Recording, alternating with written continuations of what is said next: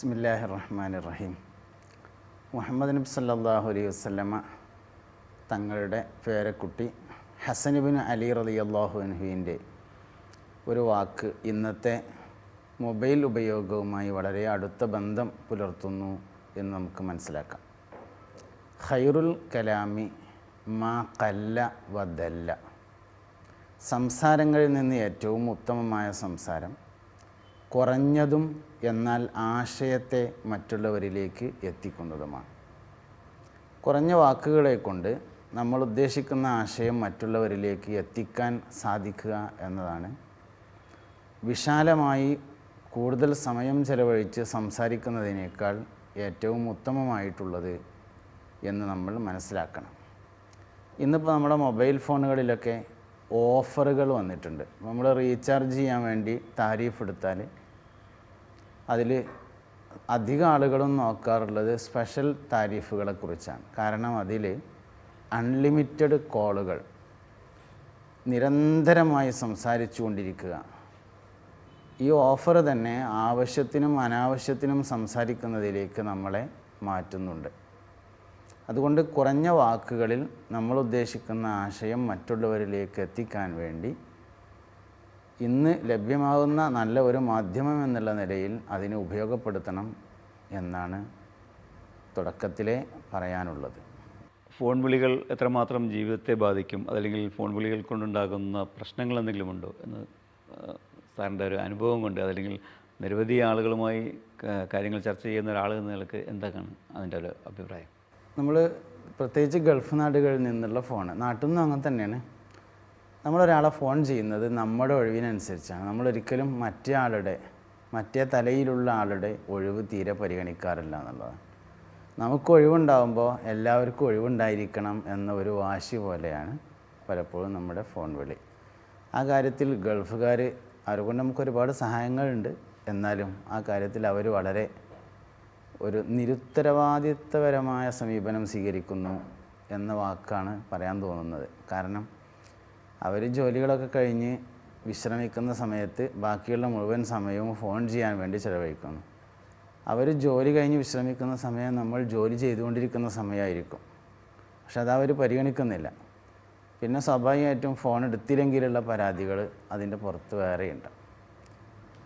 അപ്പോൾ ഈ മറ്റേ തലയിലുള്ള ആളുടെ സൗകര്യം ഫോൺ ചെയ്യുമ്പോൾ പരിഗണിക്കുക എന്നത് വളരെ പ്രധാനപ്പെട്ടൊരു കാര്യമാണ്. പിന്നെ കേവലമായ സംസാരത്തെ ആവശ്യമായി വരുന്ന ചില ഏരിയകളുണ്ട്. ഇപ്പോൾ ഉദാഹരണമായിട്ട് ഭർത്താക്കന്മാർ, ഭർത്താവ് ഭാര്യക്കും ഭാര്യ ഭർത്താവിനും വിളിക്കുന്നത് വെറുതെ സംസാരിച്ചു കൊണ്ടിരിക്കുന്നത് നല്ലതുമാണ്, അതിന് കൂലി ലഭിക്കുന്നതുമാണ്. ബഹുമാനപ്പെട്ട ഗസാലി ഇമാം റളിയല്ലാഹു അൻഹു തൻ്റെ ഇഹിയയിൽ ഭാര്യ ഭർത്തൃ ജീവിതത്തെക്കുറിച്ച് പറയുന്ന അധ്യായത്തിൽ ഭാര്യയും ഭർത്താവും തമ്മിൽ ദീർഘമായി സംസാരിച്ചു കൊണ്ടിരിക്കണമെന്ന് പറയുന്നുണ്ട്. അപ്പോൾ ഒരാൾ തൻ്റെ ഭാര്യയ്ക്ക് വിളിക്കുക, ഭാര്യ തിരിച്ച് ഭർത്താവിന് വിളിക്കുക, ഇതെത്രയും ആവാം. അല്ലാത്ത നമ്മളൊരാൾക്കൊരു വിവരം പറയാനുള്ള വിളി, നാട്ടിലെ കാര്യങ്ങൾ അന്വേഷിക്കാനുള്ള വിളി, അതൊക്കെ വിളിക്കപ്പെടുന്ന ആളുടെ സൗകര്യം കൂടി പരിഗണിച്ച്, അല്ലെങ്കിൽ ഒഴിവുണ്ടോ ഫ്രീ ആണോ എന്നൊക്കെ ചോദിച്ചറിഞ്ഞ്, അല്ലെങ്കിൽ എൻഗേജ്മെൻ്റ് എടുത്ത് അങ്ങനെയൊക്കെ ദീർഘമായ ഫോൺ വിളി, അല്ലെങ്കിൽ അത്യാവശ്യ കാര്യങ്ങൾ പറഞ്ഞ് അവസാനിപ്പിക്കുന്ന സമീപനം സ്വീകരിക്കാൻ എല്ലാവരും തയ്യാറാണ്. ഈ ചെയ്യുന്ന ആളുകൾ തന്നെ ഇത് അനുഭവിക്കുന്നവരുമാണ്. എന്നാലും അങ്ങനെ തന്നെ പിന്നെയും ചെയ്യുള്ളൂ എന്നതാണ്. പ്രത്യേകിച്ച് പിന്നെ നെറ്റ് കോളുകൾ, അല്ലെങ്കിൽ നേരത്തെ പറഞ്ഞ പോലെ ആപ്ലിക്കേഷൻ ഉപയോഗിച്ചുകൊണ്ടുള്ള കോളുകൾ. ഓഫറുണ്ട് എന്നുള്ളത് ശരിയാണ്. ഓഫർ ആവശ്യമെങ്കിൽ ഉപയോഗിക്കാനാണ്, വെറുതെ ഉപയോഗിച്ച് തീർക്കാനുള്ളതല്ല ഓഫറുകൾ. ഏതെല്ലാം രീതിയിലാണ് ഈ മൊബൈലിനെ കൈകാര്യം ചെയ്യേണ്ടത്? അലക്ഷ്യമായി എന്ന് പറയുമ്പോൾ തന്നെ മൊബൈൽ ജീവിതത്തിൻ്റെ ഭാഗമാണ്. പക്ഷേ അത് അലക്ഷ്യമായി അതിന് മാത്രമായിട്ട് മൊബൈലുമായി, അല്ലെങ്കിൽ ജീവിതം അതിനുവേണ്ടി മാത്രമായിട്ട് ഒഴിഞ്ഞു വെച്ചതുപോലെ ആയിപ്പോകുന്നൊരവസ്ഥയും കൂടി കാണുന്നു. എന്താണ് നിർദ്ദേശിക്കാനുള്ളത്? രണ്ട് കാര്യങ്ങൾ അതിൽ പറയാം. ഒന്ന്, ഒരു സാധനവും അലക്ഷ്യമായി ഉപയോഗിക്കാൻ പാടില്ല എന്നതാണ്. ഒരാളോട് എന്തെങ്കിലും ഒന്ന് പറയാനുണ്ടെന്ന് തോന്നുമ്പോഴേക്ക് ഫോൺ എടുക്കുക, വിളിക്കുക, അങ്ങനെയുള്ള. അപ്പോൾ പിന്നെ അലക്ഷ്യമായ ഉപയോഗം ഫോണിൻ്റെ മാത്രമല്ല നമ്മുടെ സാധാ സംസാരത്തിലും ഉണ്ടാവാൻ പാടില്ലാത്തതാണ്. രണ്ടാമത്തത്, ഒരു അലക്ഷ്യത എന്നതുകൊണ്ട് ഉദ്ദേശിക്കുന്നത് ഇതാണ്. അതായത് പിന്നെ ശ്രദ്ധയില്ലാതെ കൈകാര്യം ചെയ്യുന്നു, ഇൻസൾട്ട് ചെയ്യുന്നു. അതായത് ചില ആളുകൾ ഇപ്പോൾ മൊബൈൽ ഒരു കവറും ആ കവറിൻ്റെ പുറത്ത് വേറൊരു കവറൊക്കെ ഇട്ടിട്ട് വളരെ ഭദ്രമായി കൊണ്ടു നടക്കുന്ന ആളുകളുണ്ടാവും. വേറെ ചില ആളുകളുടെ കൂടൊക്കെ പൊട്ടി അതിൻ്റെ ഒക്കെ കീറി അങ്ങനെ ചളിയൊക്കെ ആയി അങ്ങനെയുള്ളവരുണ്ടാവും. അപ്പോൾ ഇതിലേത് സമീപനമാണ് സ്വീകരിക്കേണ്ടതെന്ന് ഒരു പൊതുവായ നിയമം, ബഹുമാനിക്കപ്പെടാത്തൊരു സാധനവും ജീവിതത്തിൽ ഉപകാരം ചെയ്യില്ല എന്നതാണ്. നമുക്ക് ഇപ്പോൾ പണത്തെ ഒരാൾക്ക് ബഹുമാനം ഇല്ലെങ്കിൽ അയാൾക്ക് പണം ജീവിതത്തിൽ ഉപകാരം ചെയ്യില്ല. തലപ്പാവിനെ ഒരാൾക്ക് ബഹുമാനമില്ലെങ്കിൽ ഈ തലപ്പാവ് കൊണ്ട് അയാൾക്ക് ജീവിതത്തിൽ ഉപകാരം ഉണ്ടാവില്ല.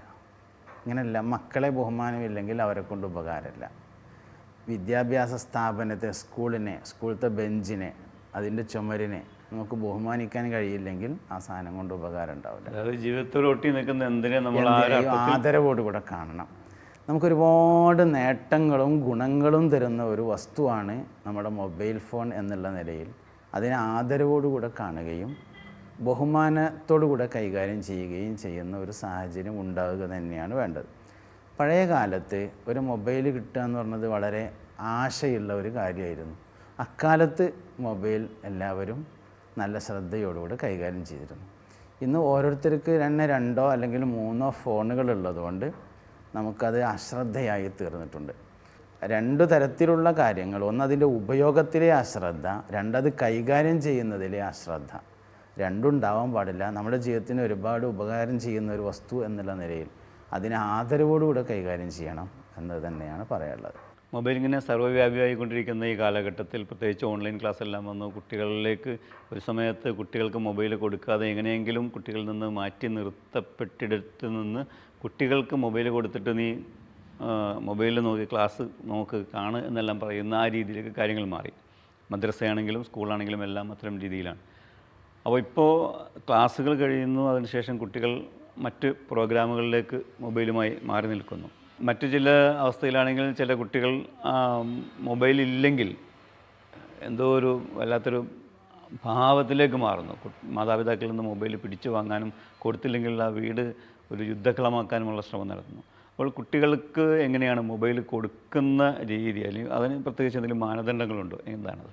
ഇതിൽ 2 കാര്യങ്ങളാണ് നമ്മൾ ചിന്തിക്കേണ്ടതുള്ളത്. ഒന്ന്, ഈ കുട്ടികൾ പഠിച്ച് വിലയിരുത്തി അതുപോലെ ചെയ്യല്ല യഥാർത്ഥത്തിൽ ചെയ്യുന്നത്, അവർ അനുകരിക്കുകയാണ് യഥാർത്ഥത്തിൽ ചെയ്യുന്നത്.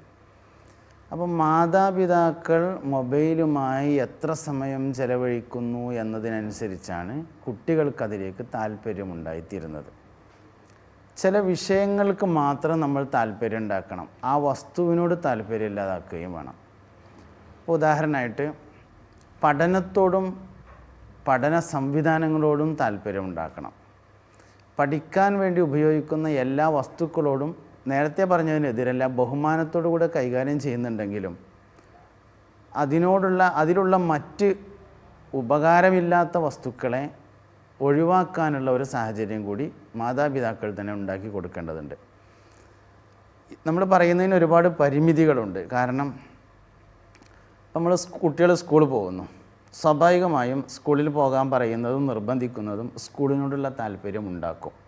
അല്ലെങ്കിൽ നേരെ തിരിച്ച്, സ്കൂളിനോടുള്ള താല്പര്യം ഉണ്ടാക്കിയാലേ അതിലേക്ക് പോകാൻ താല്പര്യപ്പെടും.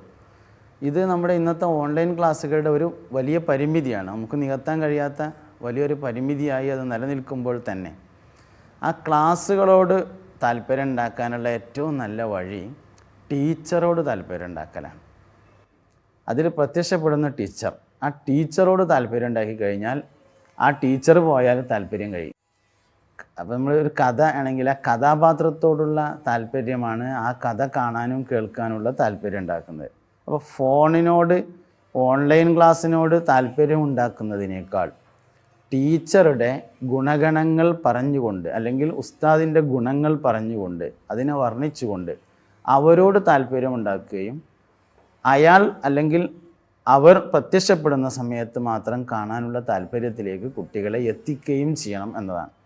പിന്നെ അതിൽ രണ്ടാമത്തെ കാര്യം, കുറച്ച് സമയം കുട്ടികൾ ഓൺലൈൻ ക്ലാസ്സിൽ ഇരുന്നതുകൊണ്ട് മാതാപിതാക്കൾക്ക് നല്ല സുഖമായിരുന്നു, അവർക്ക് വല്ല കാര്യങ്ങളൊക്കെ നടത്താമായിരുന്നു. അപ്പോൾ പിന്നെ കുറേയും കൂടി സമയം ഓലായ്മ തന്നെയാണ് ചിലവാക്കിയാൽ അത്രയും ഫ്രീ ആയി കിട്ടുമല്ലോ എന്ന് ആലോചിക്കുന്നതും ഇതിൻ്റെ വലിയൊരു പ്രശ്നമാണ്. കുട്ടികൾ എന്ന് പറഞ്ഞത് എപ്പോഴും അവരുടെ കുട്ടിത്വം കാണിച്ചു കൊണ്ടിരിക്കും. മാതാപിതാക്കൾക്ക് അതിനോട് അഡ്ജസ്റ്റ് ചെയ്ത് വേറെ ഒരു കുട്ടിയായി മാറാൻ കഴിയുന്നിടത്താണ് വിജയമുള്ളത്. അല്ലാതെ അവരെ ഒരു മൊബൈൽ കൊടുത്തിട്ട് ഒരു ഭാഗത്ത് ഒതുക്കി നിർത്തുന്നതിലല്ല വിജയമുള്ളത്. ഇതാണ് നമ്മൾ ആ കാര്യത്തിൽ മനസ്സിലാക്കേണ്ടതും നമ്മുടെ ഭാഗത്തുനിന്നുണ്ടാവേണ്ട സമീപന രീതിയും.